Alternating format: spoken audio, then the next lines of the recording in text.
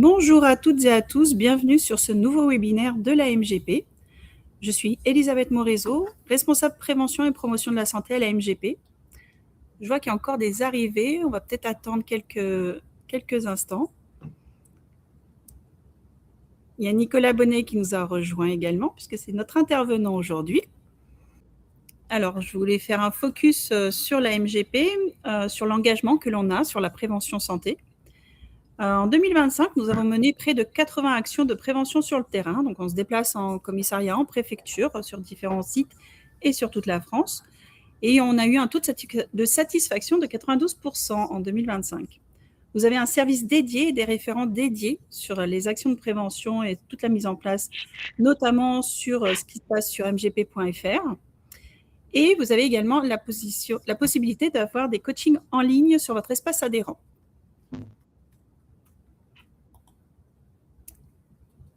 Alors, sur l'espace adhérent, sur le site internet, tout d'abord, sur le site internet, vous avez la possibilité d'avoir plusieurs articles à disposition et également des vidéos faites par notre sophrologue maison pour avoir des instants de décompression, en fait, qui vous permettent de faire une pause dans la journée. Ça prend 2 minutes, mais ça fait du bien pour redémarrer.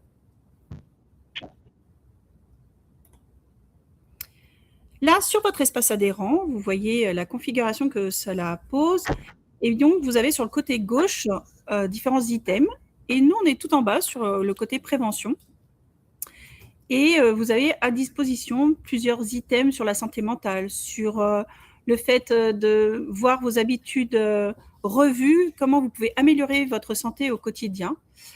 Et donc, voilà, plusieurs items, notamment les coachings en ligne que j'évoquais tout à l'heure. Vous cliquez dessus et ensuite, vous allez être dirigé vers notre plateforme Santé Claire, notre partenaire. Et là, vous avez le choix entre différents items également pour vous accompagner. Et il y a un module sur le tabac qui permet de faire le lien avec notre webinaire de ce jour. En tout cas, voilà, je suis ravi d'être parmi vous aujourd'hui et de partager donc, ce temps d'échange autour de l'alcool, des drogues et plus globalement finalement des pratiques addictives. Moi, je suis donc Nicolas Bonnet, je suis pharmacien de santé publique de formation, spécialisé en addictologie. Je suis responsable d'une consultation d'addictologie pour adolescents, jeunes adultes et l'hôpital de la Pitié-Salpêtrière à Paris. Et par ailleurs, je suis directeur d'un réseau qui s'appelle le RESPAD, pour Réseau de prévention des addictions, qui mène différents types de projets de prévention et de formation des professionnels, notamment de santé, à travers toute la France. On va donc parler aujourd'hui ensemble d'alcool, tabac, internet, addiction, et on va se poser cette question: où en sommes-nous? Alors, où en sommes-nous individuellement en tant que consommateurs de ces produits-là, mais où sommes-nous aussi au niveau de la collectivité, notamment du nombre de personnes qui consomment, et des stratégies également qui sont mises en place. Tout ça dans un objectif qui est assez simple et que je partage avec vous, c'est celui de contribuer à une stratégie active de promotion de la santé. Notre objectif, notre enjeu aujourd'hui, c'est de faire en sorte de se rendre capable de pouvoir agir positivement sur nos comportements de santé, notamment les consommations de produits, à travers une stratégie qu'on appelle d'empowerment. Quand on intervient sur ces sujets, les questions qu'on peut se poser, c'est un peu celle-ci, c'est en fait se demander comment on peut prendre conscience de ces consommations, comment aussi on peut prendre conscience à ses proches, à ses enfants, à ses amis, ses collègues, de leur consommation et des conséquences sur leur santé. Comment on peut faire adhérer éventuellement dans les stratégies de prévention, de réduction des consommations, ou tout simplement d'arrêt des consommations. Je disais que le plus important pour nous, c'était de se poser ces questions-là, comment à un moment donné arriver à une prise de conscience, une adhésion, comment susciter le besoin, l'envie d'être accompagné, et également, évidemment, une dimension importante quand on parle de pratiques addictives, c'est celle de dialoguer aussi avec l'entourage des personnes. L'entourage qui est très souvent aussi impacté fortement par la consommation des autres, même pour des consommations qui n'affectent que très peu finalement l'état de conscience, qui modifient que très peu l'état de conscience, comme la consommation de tabac. Mais néanmoins, la consommation de tabac aussi amène des difficultés avec l'entourage. Enfin, quand on parle de drogue en général, particulièrement notamment d'alcool ou d'autres produits, la notion de plaisir aussi, du coup, est une notion extrêmement importante sur laquelle échanger. Et voilà, on en parlera un petit peu aussi, mais c'est toujours aussi une dimension importante. Une autre question que j'avais envie de vous poser, moi, quand on échange, quand on discute, notamment sur ces consommations, c'est de savoir qu'est-ce que vous en connaissez aussi de ces consommations, qu'est-ce que vous croyez en savoir finalement, et puis surtout, qu'est-ce que vous voudriez en savoir en repartant là de ce temps qu'on va passer ensemble aujourd'hui. Autrement dit, c'est aujourd'hui comment vous repérez aussi les consommations problématiques, comment vous repérez vos propres consommations. Ça, c'est un sujet que j'avais proposé là dans la préparation de cette intervention, qui me semblait en tout cas pour moi très important de se dire voilà que les outils du repérage, il fallait qu'ils soient diffusés le plus possible. Et je crois quand même vous avez eu du coup ces outils qui vous ont été communiqués et ça me paraissait vraiment extrêmement important. Parce que tout d'abord, pouvoir identifier ses propres consommations, c'est quelque chose voilà, qui est ultra nécessaire. Néanmoins, c'est pas forcément, pas forcément pardon, suffisant, puisque preuve en est, on a besoin de se rencontrer de temps en temps. Et on a besoin aussi voilà, de trouver et d'avoir accès à des services d'addictologie. Quand on parle d'alcool, de tabac ou de drogue, il y a évidemment peut-être une première question à se poser, c'est voilà, qu'est-ce qu'une drogue et là, je vous entends dire, ben, une drogue, c'est vraiment un produit qui vient d'abord agir sur le cerveau, et vous avez raison. Oui, une drogue, c'est d'abord un produit qui vient, ce qu'on appelle donc, modifier l'état de conscience. Et en cela, du coup, ben, de nombreux produits en fait, répondent à cette définition.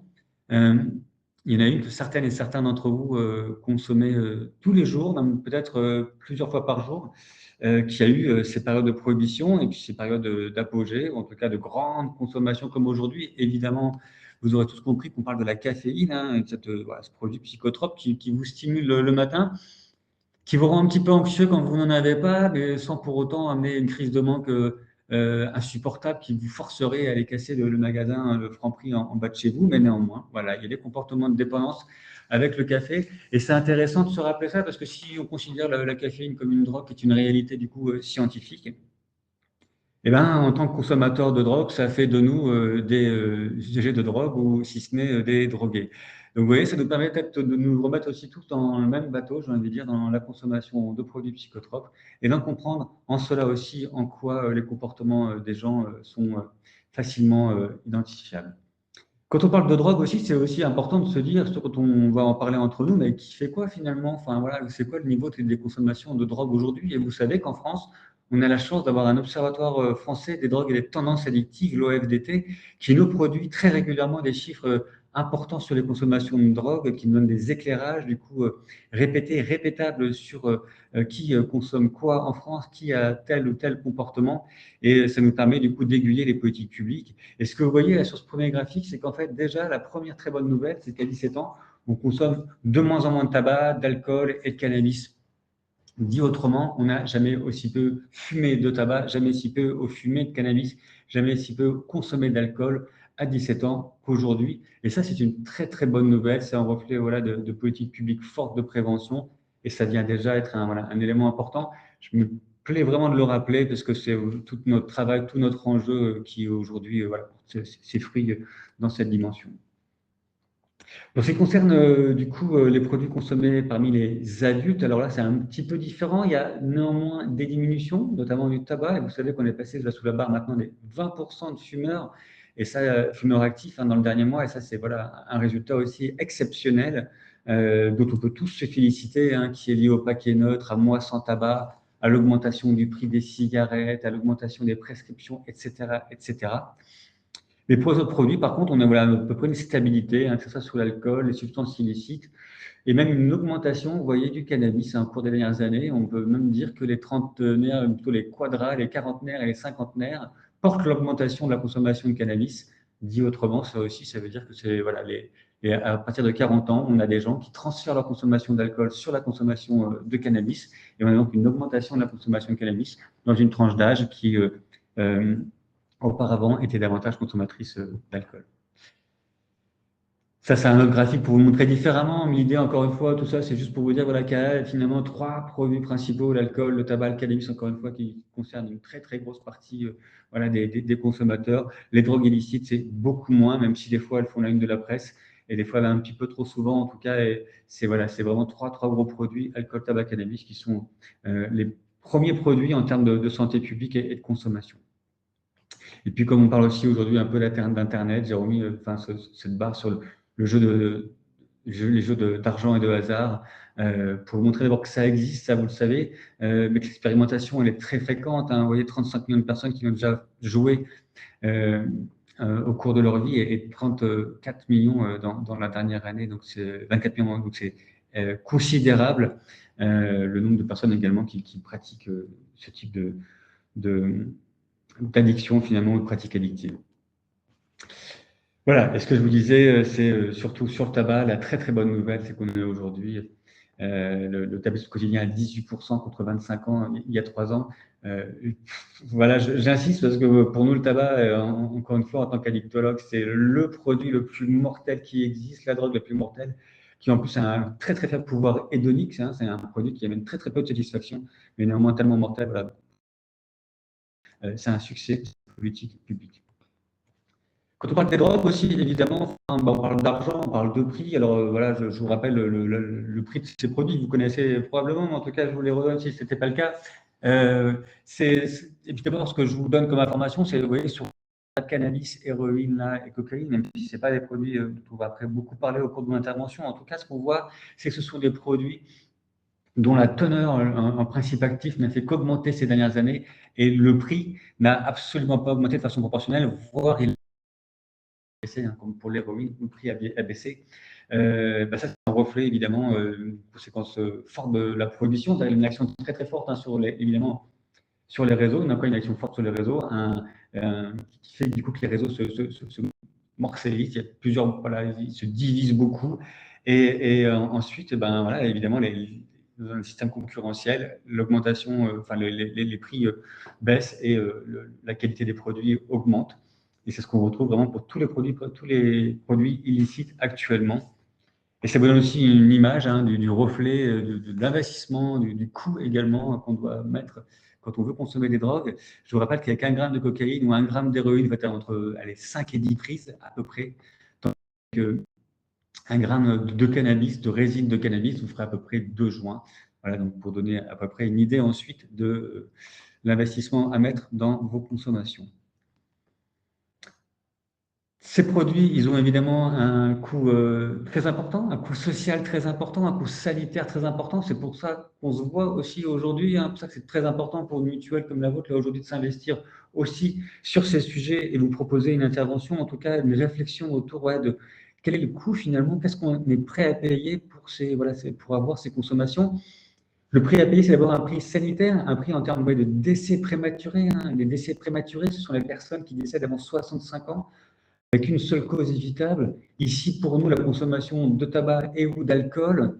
Et vous voyez, pour ces deux produits, 72 000 décès prématurés pour le tabac, 41 000 pour l'alcool, avec pour l'alcool en plus cette spécificité que 40% des décès, donc 20 000 morts pour l'alcool, sont des gens qui ne sont pas dépendants. Et ça, c'est aussi quelque chose qui est nouveau. Pour l'alcool, on a vraiment une grosse partie des gens qui vont décéder alors qu'ils ne sont pas dans la dépendance, contrairement à toutes les drogues. 41 000 et 72 000 décès, ça fait quasiment 120 000 décès. Et 120 000 décès, c'est un décès sur 5 en France, à peu près, qui est uniquement causé par la consommation de tabac, d'alcool. Donc, c'est un vrai poids extrêmement important à se rappeler. Nous sommes aujourd'hui 88 utilisateurs connectés. Ben voilà, 1 sur 5 sur 90. Ça ferait 18 personnes parmi nous qui seraient du coup qui vont décéder de leur consommation d'alcool ou de tabac. C'est encore une fois 40 personnes, c'est encore une fois énorme. Voilà. On est vraiment sur des quantités très importantes, 20% de la population qui décède de ce coût social pour l'alcool. Je vous rappelle, ça ne rapporte que 15 milliards. Donc ça coûte à l'ensemble de la société.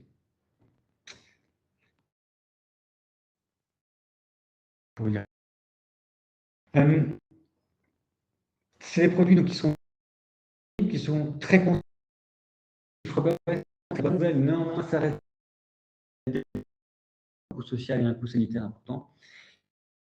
Ça reste aussi. Alors, précisément, ces drogues, moi ce que je vous propose, c'est de trouver des. Alors, illicites, stupéfiants, on peut leur on verra de dangerosité, etc., etc. Ce qui est intéressant, c'est ça en fonction des effets et des effets du coup recherchés par les consommateurs. Là, il y a 4 grands types d'effets pour les drogues, des qui sont hallucinogènes et d'autres qui sont antipsychotiques. Et là, je ne sais pas, votre écran, c'est que les drogues, elles partagent tous un grand nombre d'effets entre elles et que du coup, finalement, c'est très compliqué voilà, d'avoir un classement qui soit uniquement sur un seul type d'effet. Et quand on a un consommateur de drogue, quand vous parlez des consommateurs de drogue, finalement, ils recherchent plusieurs types d'effets pour un même produit. Et là, vous pouvez également vous rappeler, vous, de votre consommation, par exemple, d'alcool, avec de temps en temps, peut-être un effet anxiolytique que vous recherchez, de temps en temps, peut-être un effet un peu plus stimulant, désinhibant. Et puis, eh ben, voilà, je savais aussi que si vous en prenez beaucoup trop souvent, ça peut aussi avoir des effets hallucinogènes, l'alcool. Donc, vous voyez, c'est un produit qui regroupe bien l'ensemble de ces dimensions. Le cannabis, c'est la même chose. Hein, c'est un produit, quand vous fumez, vous savez que vous pouvez en même temps être sédaté, endormi, vous pouvez être des fois aussi plus ou moins stimulé, et puis surtout aussi, certaines fois, avoir des vrais effets hallucinogènes. Une autre classification qu'on peut se donner, c'est celle-ci, c'est une classification qui est basée sur la ou les dangerosités des produits.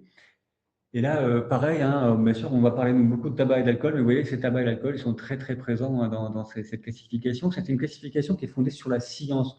On appelle ces classifications des classifications fondées sur les preuves, en fait, sur l'ensemble des données scientifiques collectées. Cette classification, en fait, elle devrait dicter ensuite les. C'est pas toujours le cas malheureusement, puisque l'alcool et le tabac sont encore comme très massivement consommés.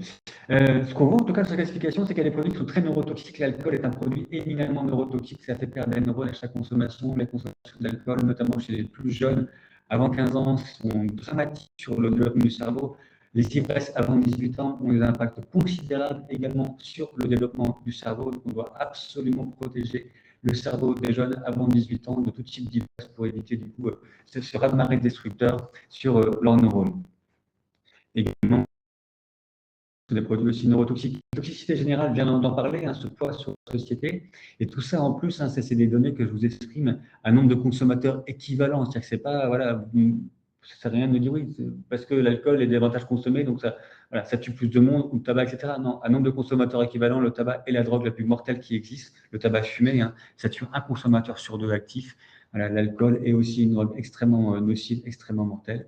Et plus loin derrière, on va retrouver les psychostimulants. Enfin, en termes de toxicité sociale, ben, vous le savez aussi, hein, l'héroïne ou l'alcool, c'est des produits qui ont une très très forte toxicité sociale. Mais l'alcool, par exemple, c'est le premier produit impliqué voilà, dans les accidents de la route, violence conjugale, violence sur mineurs, accidents du travail, etc., etc. Dernier point qui me paraît aussi important, c'est une toxicité addictive, c'est la capacité des produits à vous rendre dépendants. Et là, pareil, tac, à nombre de consommateurs équivalents, à nombre de consommateurs équivalents, ce qu'on en sait, c'est que le tabac fumé est la drogue la plus addictogène qui existe, bien plus fort que n'importe quelle autre drogue. Ça veut dire que ça serait la drogue la plus difficile aussi à arrêter. Et ça, c'est une réalité scientifique. Hein. C'est très, très compliqué, vous voyez, d'avoir un usage occasionnel du tabac. C'est très rare de trouver quelqu'un qui vous dit « je ne fume qu'une cigarette voilà, tous les mois ou toutes les semaines », alors que vous pouvez trouver très facilement quelqu'un qui vous dit « je ne prends qu'un verre d'alcool par semaine, par mois, etc. » L'alcool est un produit pour lequel le potentiel addictogène est beaucoup plus bas.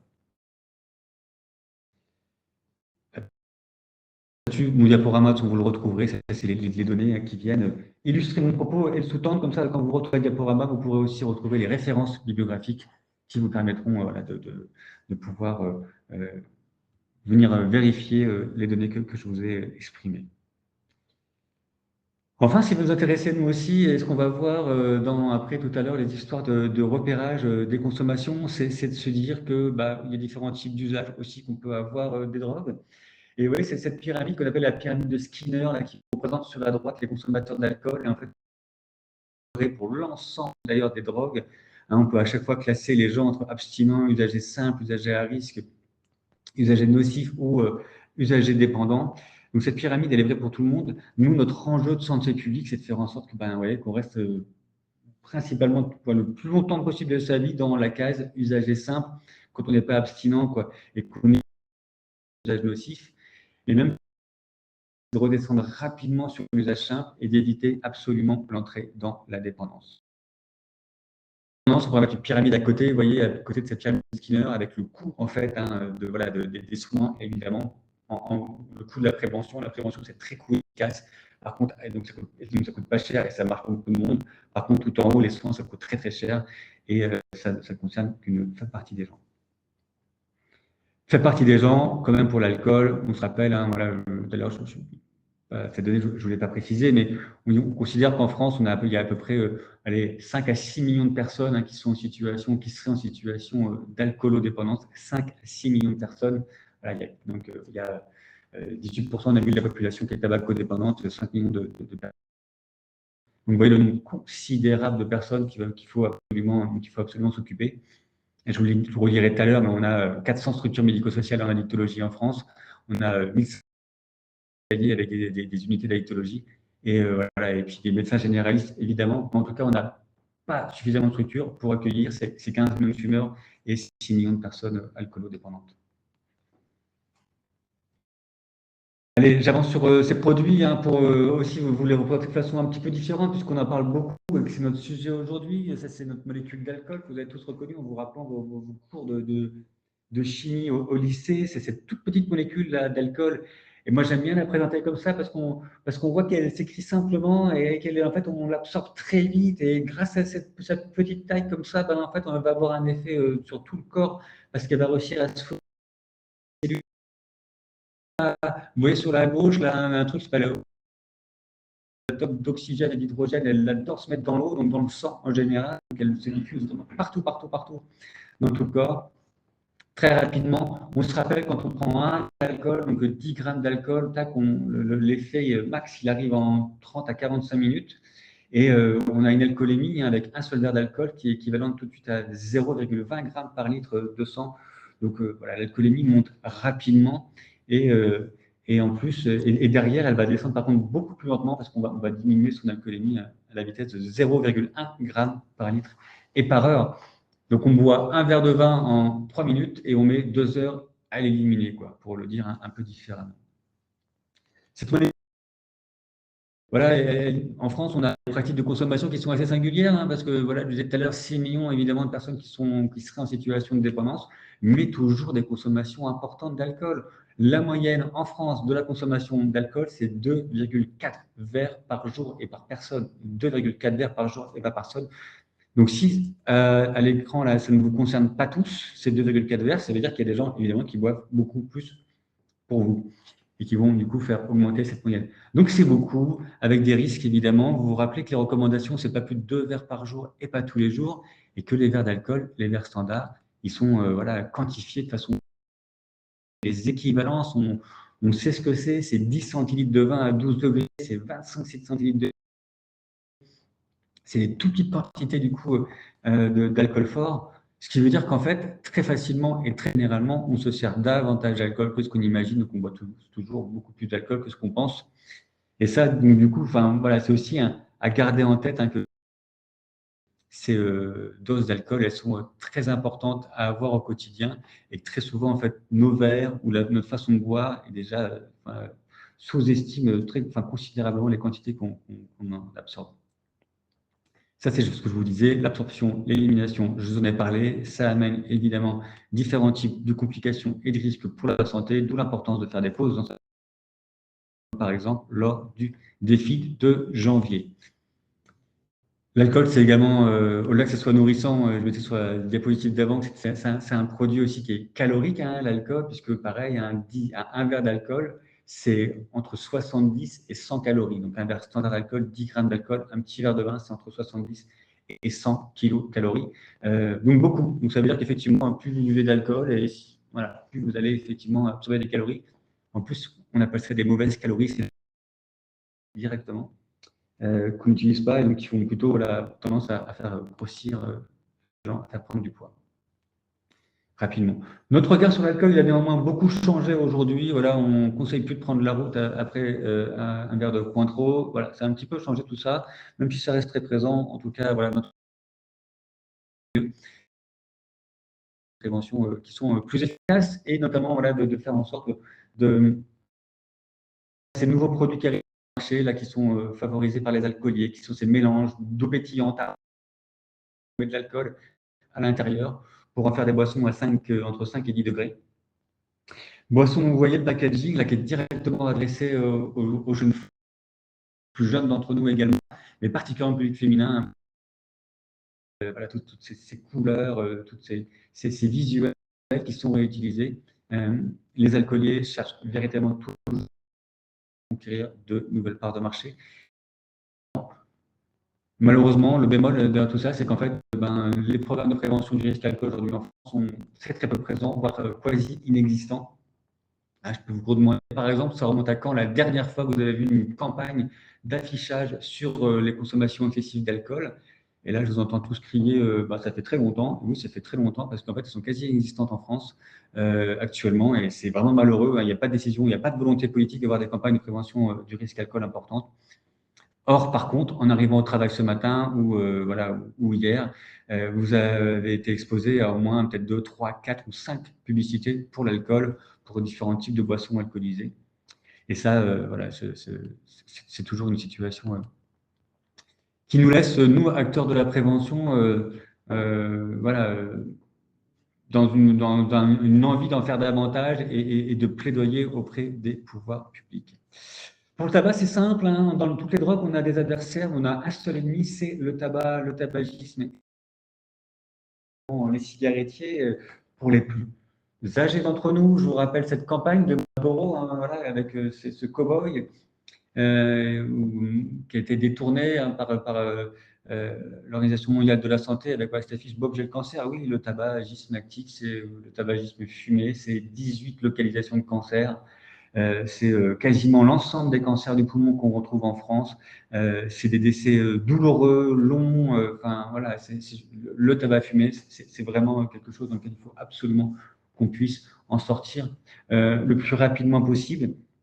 Il y a des traitements efficaces qui existent, il y a la nicotine, il y a beaucoup de choses, de la vape aussi, évidemment, qui permettent tous ces traitements, toutes ces sources de nicotine, de pouvoir évidemment sortir de son addiction.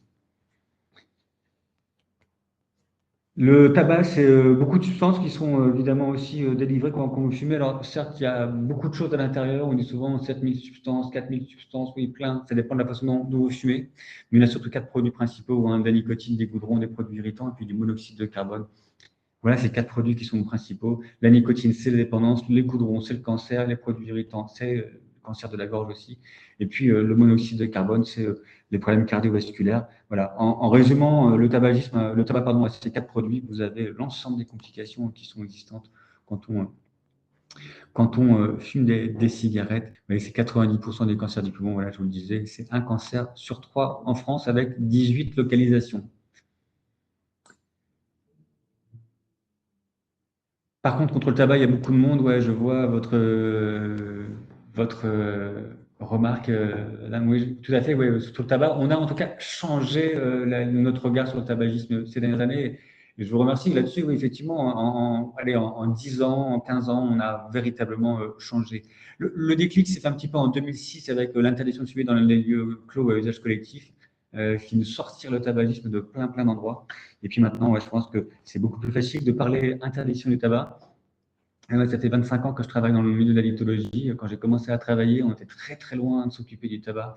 Et ce n'était pas un produit qui intéressait du tout les addictologues. Maintenant, tout le monde s'y intéresse. Et on a tous à cœur, du coup, de s'engager dans la lutte contre le tabagisme. La chicha, c'est notre alternative pour fumer du tabac, évidemment. Je vous en parle rapidement. Cette chicha, c'est cette façon de consommer du tabac, vous savez, qui est un peu collant, là, etc., très gras. Donc, la chicha, c'est un mode de consommation qui peut être sympathique quand on est dans certains endroits. C'est une séance de chicha extrêmement contaminante pour beaucoup de produits.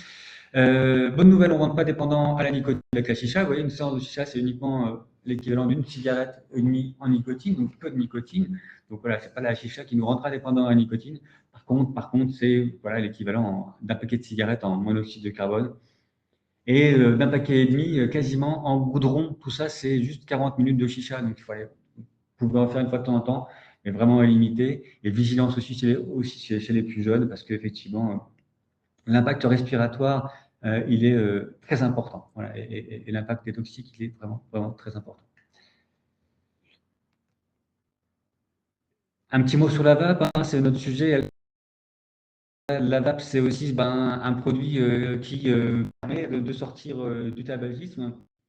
Vous savez qu'il y a un rapport de l'ANSES, c'est sorti pas plus tard qu'hier ou avant-hier, pardon, voilà, qui est venu, un rapport de 700 pages, hein, qui est venu du coup illustrer aussi finalement que même s'il y a encore des données à affiner, même s'il y a encore des choses qu'on ne connaît pas, on n'a aujourd'hui pas vu d'essai par cancer par l'utilisation de la vape, et on a des effets cardiovasculaires qui sont probablement liés uniquement à la nicotine présente dans la vape, et que pour les autres complications qui seraient existantes, tout ça, c'est des risques pour l'instant qui sont assez faibles. Donc, on a une certaine sécurité d'utilisation, tant mieux. Et ce rapport, il nous rappelle que la vape, donc, elle est juste beaucoup moins dangereuse que le tabagisme fumé.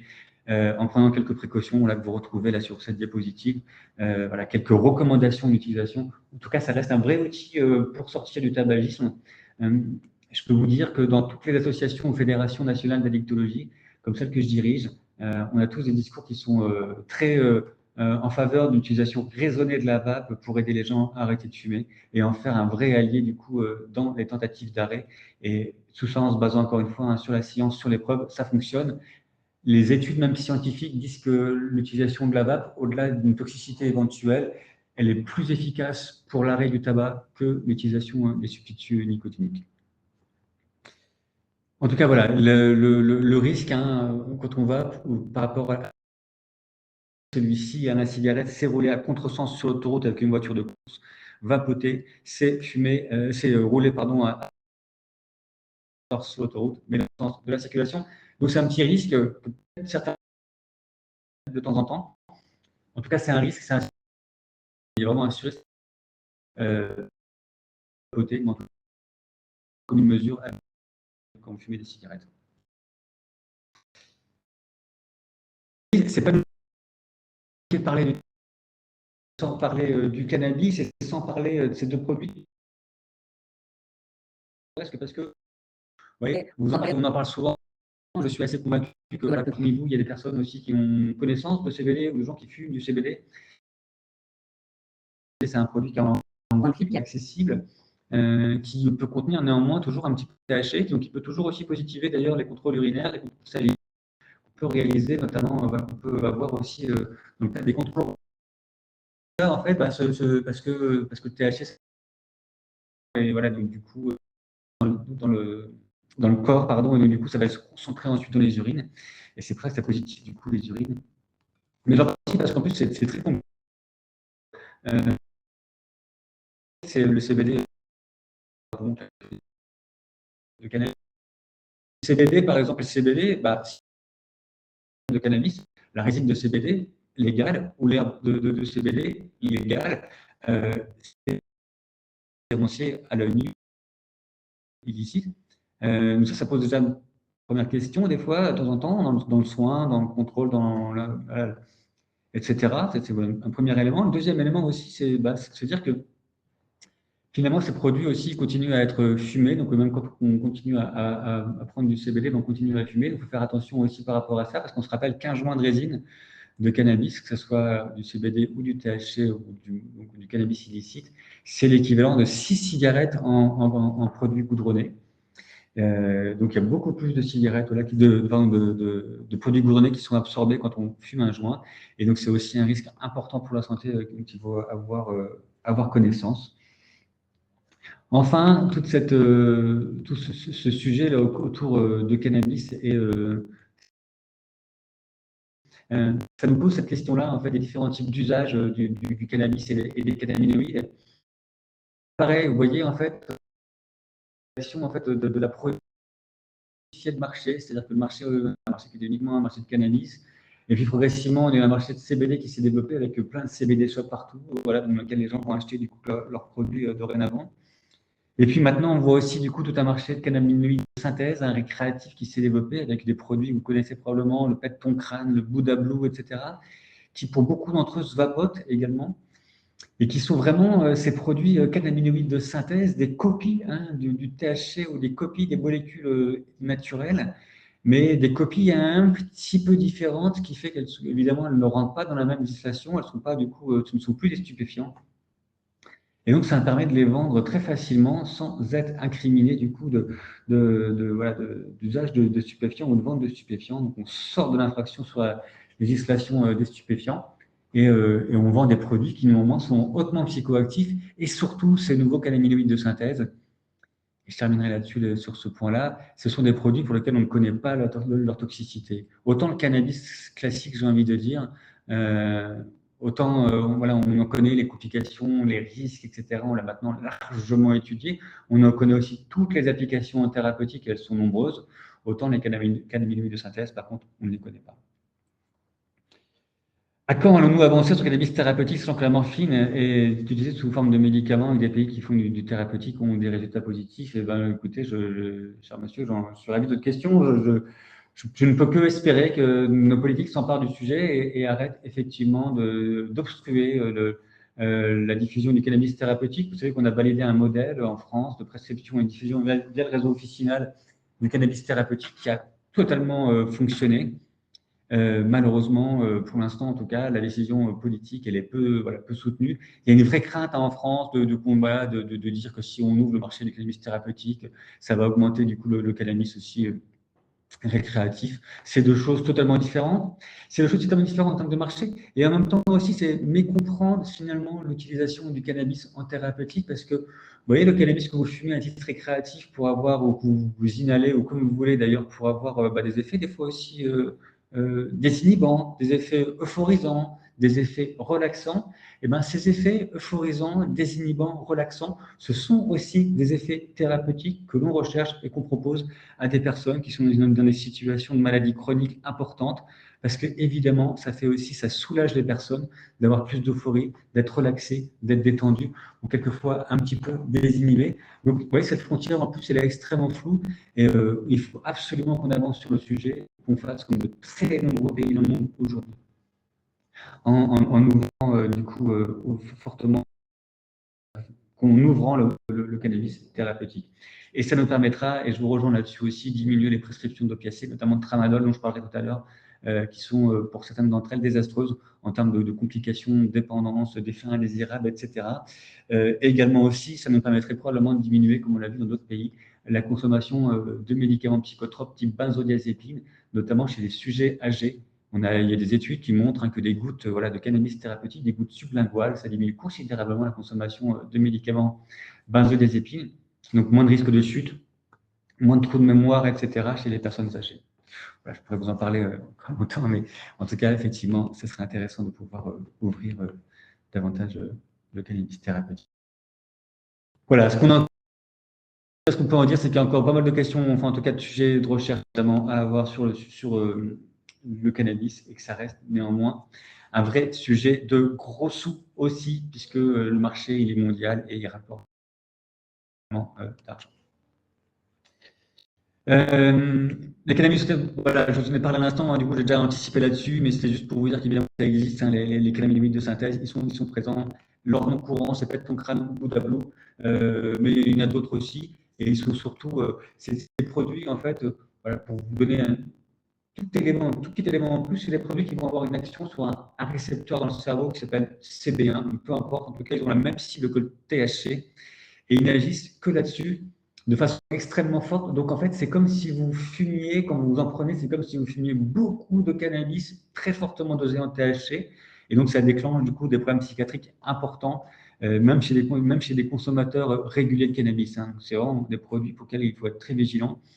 Mon expérience en tant que responsable d'une consultation d'addictologie pour adolescents et jeunes adultes, c'est de plus en plus fréquent de retrouver et de recevoir aujourd'hui en consultation des jeunes pour ce type de consommation.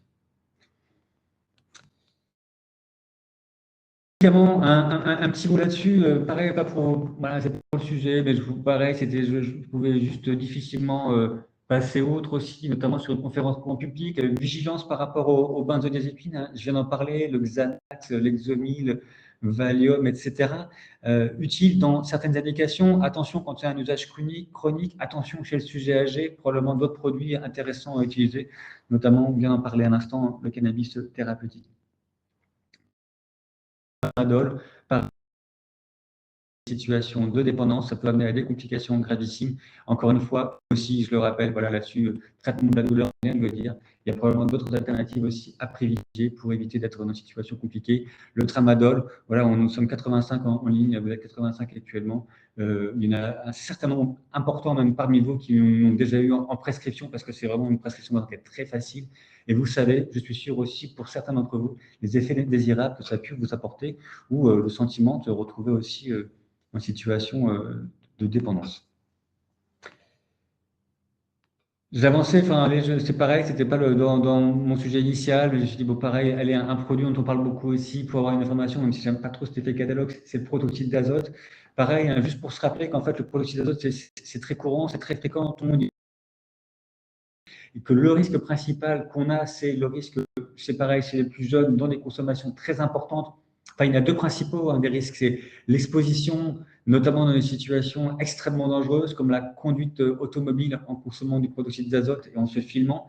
Et ça, vous le savez, c'est assez fréquent. Vous allez sur YouTube, vous tapez protoxyde d'azote au volant, vous verrez le nombre de vidéos là-dessus. Et le deuxième, évidemment, c'est les complications neurologiques avec les troubles de la marche, des paralysies.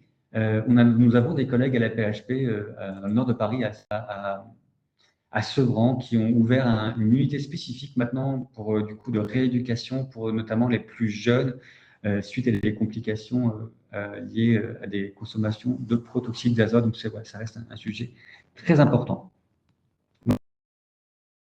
Information dans mon diaporama voilà, qui vous sera diffusé et il ne faut pas hésiter voilà, si vous avez d'autres questions, à revenir à moi. Vous voulez me dire quelque chose? Non, c'était pas mal de questions, donc on reprend à la fin. Je vous laisse un peu finir et puis après je reprends la main avec vous. Très bien, vous voyez le temps. Ok. Tout ça, moi, ce que je voudrais juste vous dire, c'est qu'en fait, voilà, ces comportements ils sont toujours liés à beaucoup de choses à la fois. C'est pas le produit qui fait la dépendance, comme on dit. Il y a toujours derrière, malgré tout, un environnement, une personne, etc.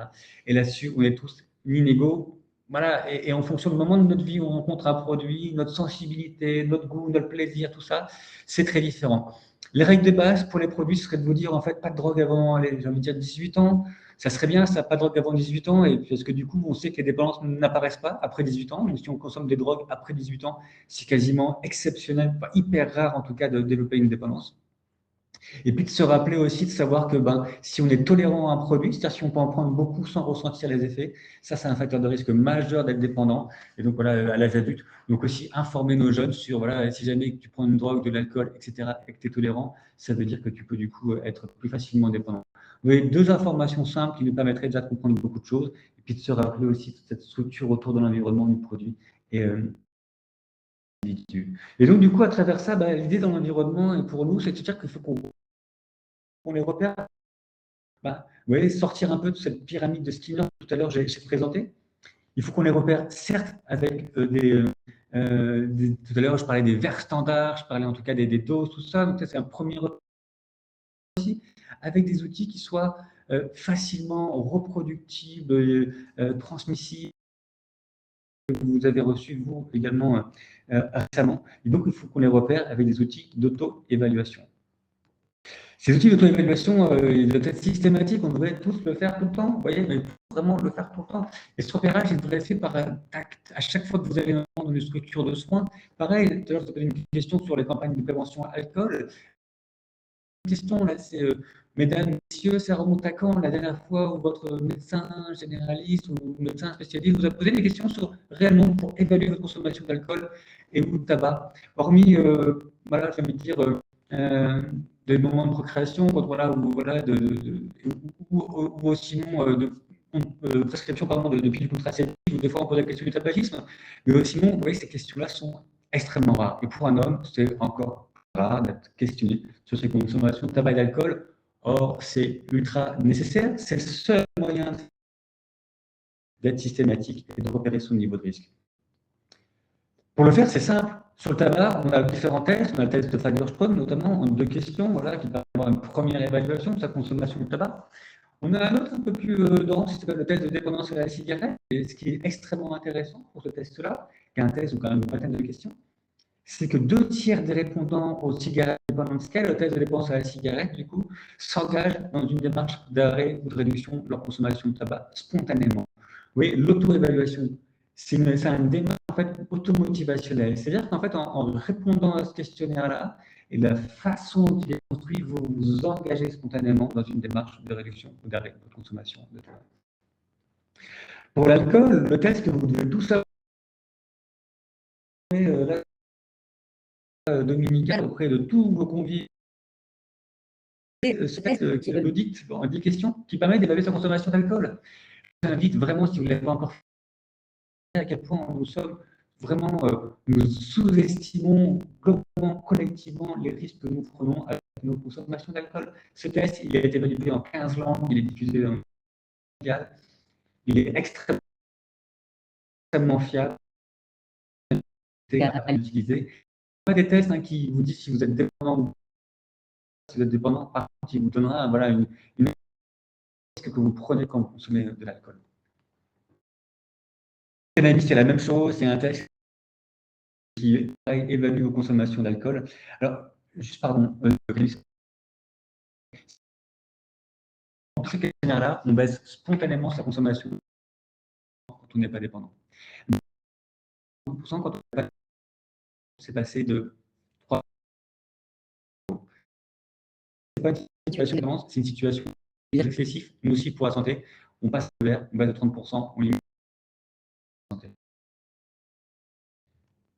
Allez, je continue parce que le temps chose questionnaire, le QDIT, qui vient du coup, voilà, ceci aussi évaluer beaucoup.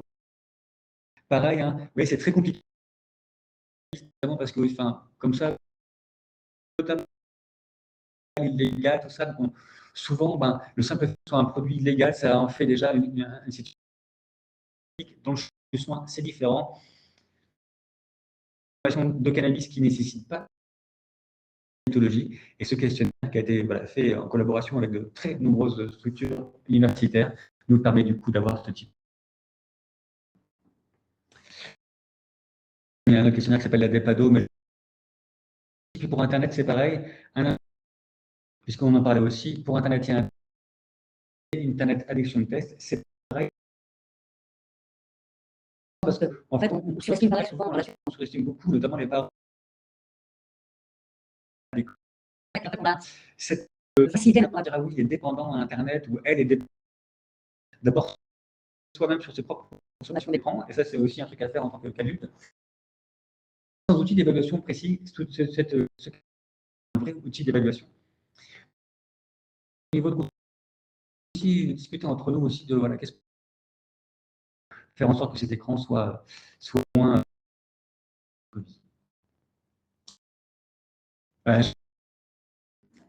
bientôt. Le plus important aussi dans tout ça, en contact avec des consommateurs, avec des personnes autour de soi qui consomment. Moi, je trouve quelque chose qui est important, c'est de dire qu'il faut nommer ce qu'on fait. C'est-à-dire que si vous avez une certitude, il faut le dire. Il ne faut pas attendre pour le dire. On arrive en addictologie, et vous le savez, notamment pour l'alcool, des situations de négation où on ne parle pas des choses et ensuite les gens se précarisent. On a ensuite une situation très compliquée à résoudre, donc il faut vraiment agir le plus tôt possible. Et ça, ensuite, le reste, il faut le questionner. Il faut avec des questions ouvertes. Ça rend l'information de cannabis. Questionne avec de la question ouverte. Les gens s'exprimer. Vous faites preuve d'empathie, ressenti. Pour les personnes qui sont en couple ou en situation, c'est un vrai souci. Je vous conseille ce petit ayant une dépendance, ça aide qui sont cette situation de régulièrement que les personnes, parce qu'à force de compenser voilà, les manquements de dépendance, les retrouvent.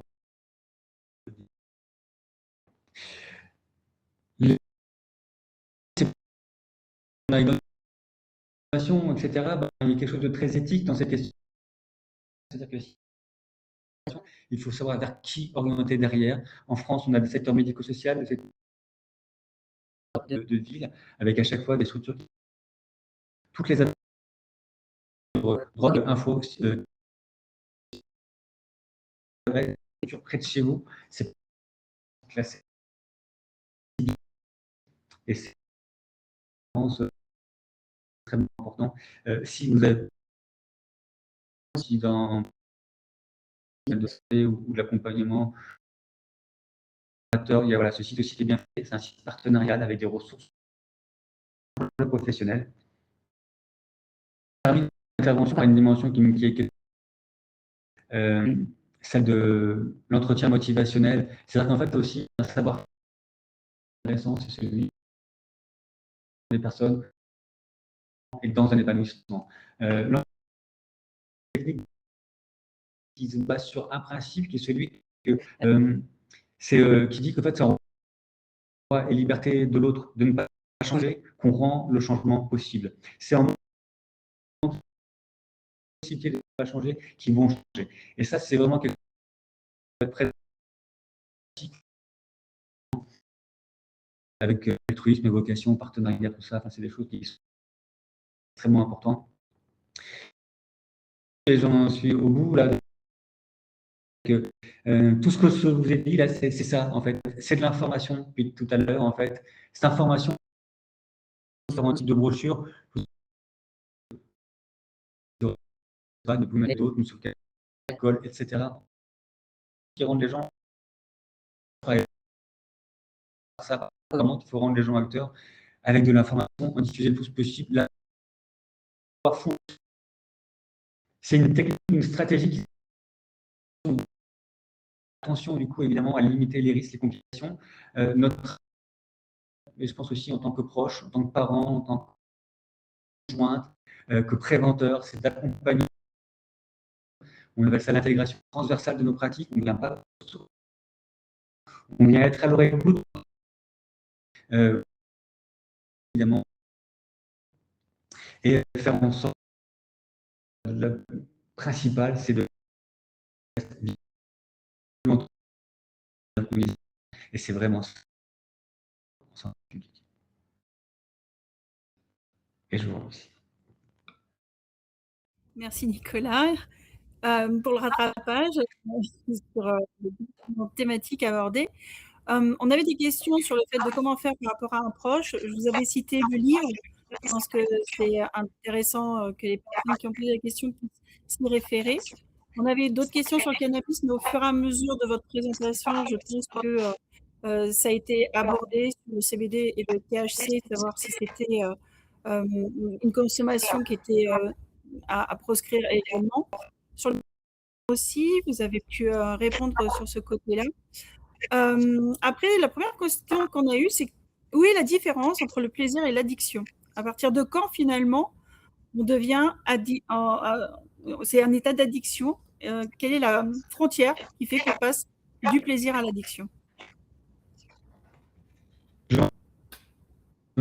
Plaisir à l'addiction, j'ai envie de vous dire que réponse. D'abord, le plaisir peut toujours être présent dans l'addiction. Toujours être dans une situation d'addiction, ça c'est important. Il y a toujours un côté économique dans une situation d'addiction. La deuxième chose, c'est en fait c'est de redéfinir deux mots, addiction et dépendance. L'addiction, c'est une situation d'esclavage. Additionner en latin, c'est une situation de prendre par le corps. C'est de prendre l'esclavage. On avait une dette à faire, à rembourser par le corps. C'est une situation additionner. C'est comme ça que le mot addiction a été créé, et c'est assez illustratif. Addict, on est vraiment l'esclave de produits existants et minimés. L'esclave, et ça s'appelle l'alcool, le tabac. Troisième définition, du coup, c'est la dépendance, parce que du du coup, en fait, ce qui est intéressant, c'est qu'on passe de à la dépendance, mais derrière, dans la place, c'est lié à quelque chose. Et en fait, la dépendance, c'est des comportements extrêmement présents dans nos vies. Des drogues, il y a des dépendants, voilà, des relations sociales, etc. Et donc, la dépendance, c'est créer des liens. On sort de l'addiction, par exemple, l'héroïne, grâce à une traitement l'addiction pour lesquelles on restera dépendant. Merci Nicolas, le son est en train de repartir. Dans tous les cas, dans le fil de discussion, on a pu voir les différents points abordés grâce à votre présentation. Je vous engage à compléter le questionnaire de satisfaction, ça nous permet d'avancer, de trouver d'autres sujets. Et je vous donne rendez-vous le 3 avril prochain pour un prochain webinaire sur la santé environnementale et les impacts sur la fertilité.